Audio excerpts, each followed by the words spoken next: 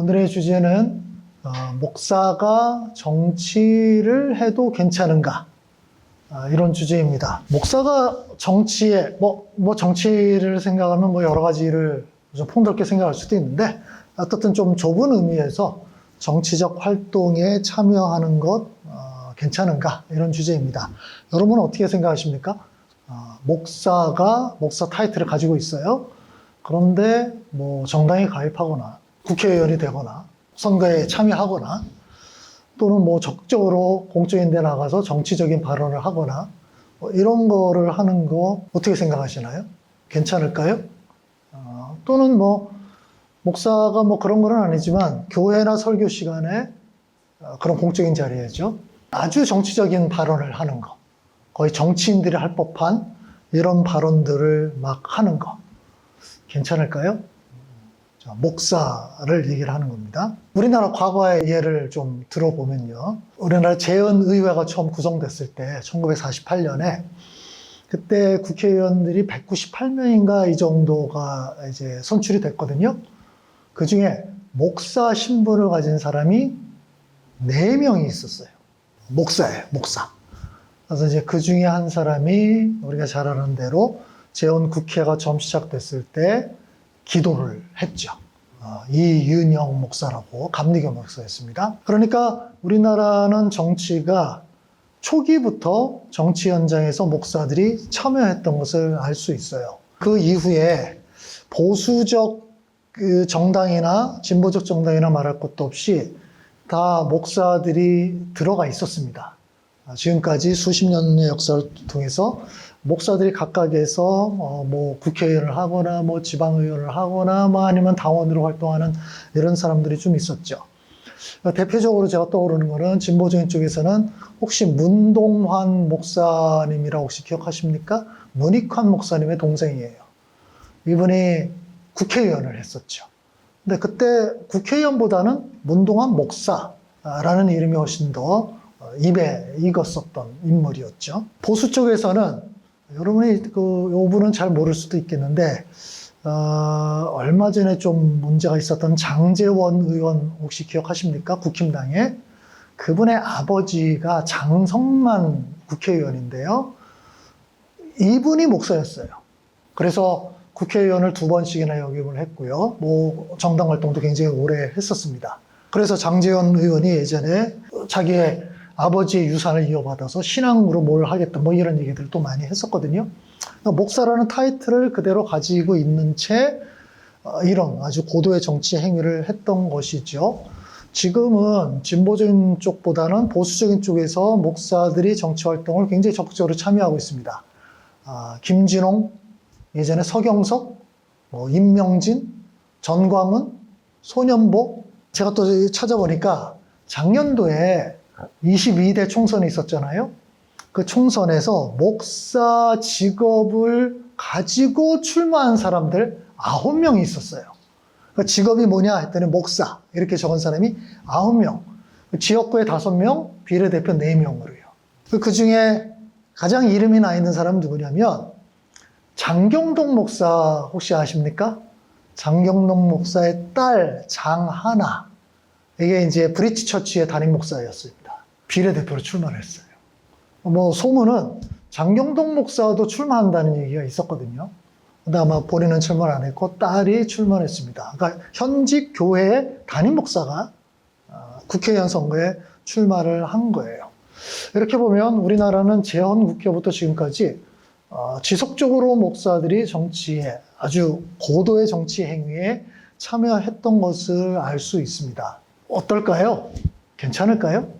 그동안 목사들이 정치에 참여해서 어떻게 좋은 결과를 얻었나요? 어떻게 교회에 좀 유익이 됐나요? 아니면 기독교에 좀 유익이 됐나요? 글쎄요, 사람마다 좀 다르게 판단할 수 있을 텐데요. 사실 이제 우리의 주제는 그거죠. 목사가 정치 활동에 이렇게 직접 참여해도 괜찮을까? 그렇게 해도 되나?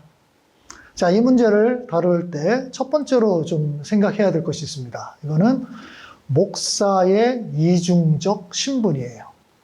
그러니까 목사는 이중적 신분을 가지고 있는 사람이라는 얘기입니다.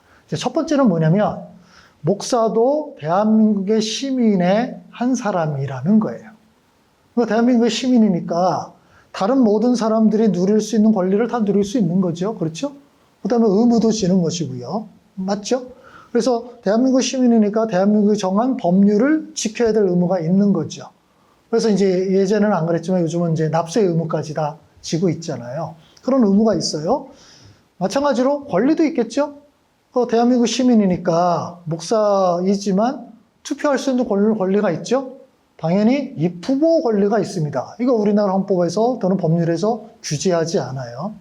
목사가 총선에 나가고 장관이 되고 대통령 되고 아무 문제 없습니다. 왜냐하면 대한민국 시민이니까. 자, 이게 첫 번째 부분이에요. 신분상으로 전혀 특별한 사람이 아니다. 시민의 한 사람으로서 얼마든지 정치에 참여할 수 있다라는 거예요. 자, 두 번째 신분은 뭐냐면 목사라고 생각하면 뭐가 떠올리죠? 기독교, 교회, 그렇죠? 이런 것들이죠. 그리고 목사는 그런 쪽의 어떤 면에서는 대표격인 존재잖아요. 그런 일을 주도하는 사람들. 그래서 보통 사회에서는 성직자라고 이야기하잖아요. 이 표현은 저는 마음에 안 들지만 어떻든 그렇게 일반 사회에서는 성직자라고 얘기를 해요. 목사, 성직자. 그 얘기는 그런 어떤 성직에 종사하는 사람. 약간 좀 세상과 구분되는 듯한 느낌이 분명히 들어가 있죠. 그렇죠. 그리고 목사라는 당연히 아까 얘기했던 기독교와 교회를 떠올릴 수밖에 없어요. 그럼 목사라는 타이틀을 가지고 어떤 활동을 할 때는 그냥 개인으로서 활동이 아니라 당연히 기독교와 교회라는 것이 따라 붙을 수밖에 없다는 거죠. 그렇죠? 그러니까 다른 사람들은 그냥 어떤 거를 할 때 정치 활동이나 이런 걸 할 때 다른 직업이 있어도 그거와 크게 결부시키지 않고서도 생각할 수 있는데 목사는 그게 늘 결부가 돼요. 그리고 과거에 이런 예를 보면 목사가 정치 활동하면 그 사람 뒤에 꼭 목사 이 타이틀이 붙어 다닙니다. 그죠?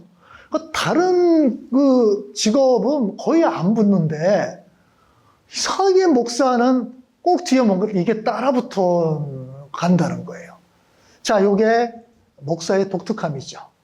그러니까 한쪽은 일반 시민과 동일한 위치다라는 것이 있지만 또 한쪽에서는 어쩔 수 없이 교회와 기독교의 대표자인 인상 그런 부분이 있다는 거예요. 자, 요 두 가지 신분을 좀 염두에 두고요. 그럼 목사가 정치적 활동을 해도 괜찮은지를 한번 본격적으로 생각해 봅시다. 저는 원칙적으로 목사도 한 사회 시민이기 때문에 정치에 참여하는 것이 아무 문제가 없다고 생각을 해요. 그렇죠. 시민이니까 아까도 말씀드렸듯이 법률상으로 헌법상에 제약이 없거든요. 그러니까 의무도 있고 권리도 있어요. 그러니까 투표할 권리도 있고 저희가 입후보해서 정치 활동을 할 수 있는 자유도 있는 거거든요. 자, 이게 원칙이에요. 이걸 제약할 수는 없어요. 그래서 지금 과거에 목사로서 국회의원을 하고 뭐를 하고 정당활동하고 했던 사람들은 바로 이런 부분에서 자기의 권리를 누리고 있는 거죠. 근데 현실적으로 생각해 보자는 거예요. 자, 정치 활동은 당파적 활동이죠. 그렇죠? 초당적 활동 이런 거 거의 없습니다. 그러면 목사가 정치 활동을 한다. 그러면 어떤 당파 입장에서 하겠죠. 이게 보수적 정당이든 진보적 정당이든 무슨 중도 정당 어떻든 간에 그 정당의 입장이 있을 거잖아요. 그러면 그 입장에 동의하면서 그 활동을 하는 거잖아요. 자, 그러면 그 목사가 어떤 교회에 소속돼 있다고 합시다. 그러면 그 교회 교인들은 다 목사와 같은 입장일까요? 아니겠죠. 예를 들어서 목사가 개인적으로 정치적 입장이 있을 수 있어요. 그런데 그 입장을 공개적으로 표현하는 거와 그냥 자기 혼자만 가지고 있는 거는 좀 다르겠죠. 근데 정당 활동을 하고 정치 일선에 나선다는 것을 그걸 공개적으로 드러내는 거죠. 나는 이런 사람이야. 이 당을 지지하고 이 당이 일원이 돼서 이런 방식으로 나는 정치를 할 거야 라는 거잖아요. 그러면 그가 혹시 소속되어 있는 교회와 또 그가 소속된 교단이나 이런 곳에 있는 사람들이 다 동의를 할까요? 같아야 될까요? 자, 여기에서 이제 미묘한 문제가 발생할 수 있습니다. 아까 담임 목사임에도 불구하고 비례대표, 어느 당의 비례대표를 입후보했다고 그랬잖아요. 그러면 그 교회의 교인들은 어떻게 해야 되죠?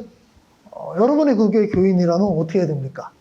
나는 우리 목사님이 출마한 그 당을 난 지지하지 않아. 나는 반대쪽 당을 지지하는데, 우리 목사님이 여기 출마를 했는데, 그래도 여기를 지지해줘야 되나? 어떻게 해야 되나?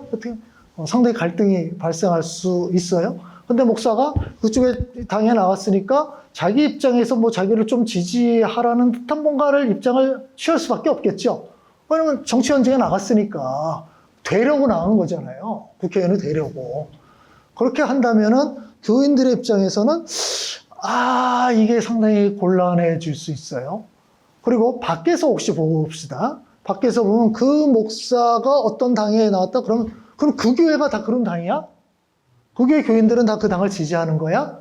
이런 생각을 하게 되겠죠. 그러니까 아까 목사의 두 번째 신분에서 목사는 어쩔 수 없이 기독교와 교회의 대표처럼 인식이 될 수 있다 그랬잖아요.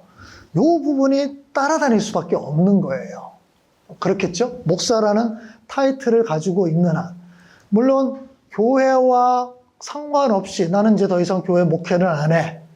이렇게 하면서 그냥 입후보하거나 어떤 정당에 가입할 수도 있겠지만 그럼에도 불구하고 이것보다는 좀 덜하지만 목사라는 타이틀 자체가 기독교의 성직자이라는 것은 분명하니까 그러면 그 사람의 움직임에는 늘 기독교가 따라붙을 수밖에 없잖아요.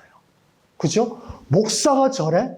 목사가 저럴 수 있어? 그러면서 당연히 만약에 마음에 안 들면 누구 욕을 하게 되겠죠? 기독교를 욕하겠죠. 그렇죠? 따라붙을 때니까. 만약에 어떤 장로님이 정치를 한다 그랬을 때 우리 지금 국회의원 중에도 장로들이 많거든요. 여러분 누군지 모르죠. 그렇죠? 누가 장로라고 해도 국회의원 할 때 누구누구 장로 이런 표현을 안 해요. 그렇죠? 그러니까 그 사람이 교회의 어떤 장로도 교회에서 꽤 중요한 위치에 있는 사람이지만 그 사람 때문에 교회나 기독교가 함께 물려 들어갈 일은 없어요. 근데 목사는 그가 밝히든 밝히지 않든 거의 다 알게 되거든요. 이거는 그의 원래 본래 직업이었기 때문에 중요하잖아요. 그러면 담임 목사가 아니라 할지라도 기독교가 같이 따라가 붙어요. 한국 교회가 같이 물려 들어가는 부분들이 있다라는 거예요. 그래서 담임 목사가 아닐 때는 부담은 조금 덜 할 수 있지만 그럼에도 불구하고 이 부담이 있는 것이고요. 담임 목사임에도 불구하고 어떤 교회를 목회함에도 불구하고 정치 활동에 나간다? 이 부담은 훨씬 더 클 수밖에 없습니다.